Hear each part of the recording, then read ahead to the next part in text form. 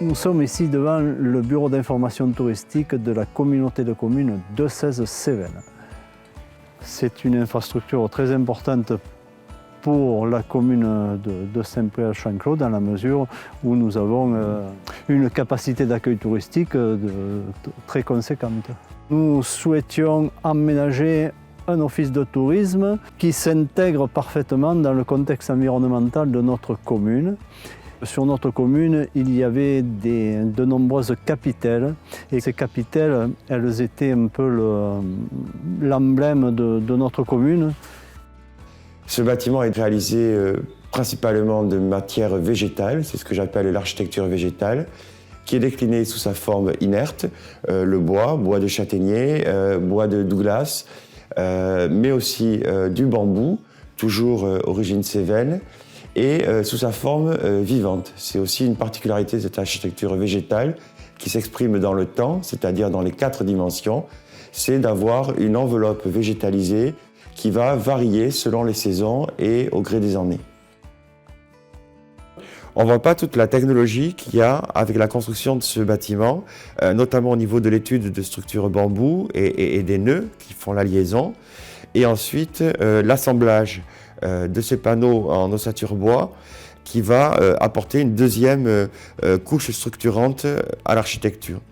L'architecture de ce bâtiment offre de manière intrinsèque une capacité parasismique sans coût additionnel puisqu'elle est intégrée dès la conception du bâtiment. Le soubassement, l'objectif de ce mur trombe, qui est situé en partie basse du bâtiment, c'est de capter le soleil bas de l'été de manière à emmagasiner de la chaleur et grâce à l'inertie thermique des pierres, restituer cette chaleur ensuite à l'intérieur du bâtiment. A l'inverse, la végétalisation qui est faite sur la partie supérieure du bâtiment protège du rayonnement solaire l'été, du soleil de midi, et permet de rafraîchir le bâtiment naturellement. Il n'y a pas eu de l'eau, chauffage ni climatisation. Le bâtiment est prévu pour fonctionner sans, et la consommation énergétique de la totalité du bâtiment est inférieure à 50 watts en crête. On est dans une région avec une très forte amplitude thermique de plus de 50 degrés, sécheresse l'été, grand gel l'hiver, avec une constante le vent. La forme du bâtiment hémisphérique et sa nature lui offrent une très bonne capacité de résistance. Tout compris, le chantier a duré 6 semaines. Cela est dû au fait que le bâtiment est entièrement préfabriqué. Ce gain de rapidité est aussi un gain d'argent et ce bâtiment public a coûté 1 150 € hors taxe par mètre carré, tout compris, le paysagisme autour, la structure du bâtiment lui-même, mais aussi le mobilier intérieur puisque tout le mobilier est construit avec les chutes du chantier, qui est un chantier zéro déchet. Tout le bâtiment rentre dans une camionnette.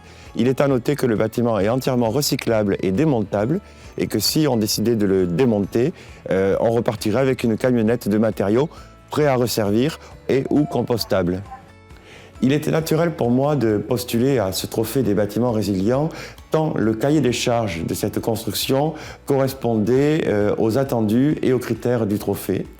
La mise en avant et la visibilité qu'offre le trophée des bâtiments résilients est aussi un atout compte tenu du caractère reproductible de cette construction qui peut se destiner à la construction d'un village de vacances ou de bâtiments tertiaires.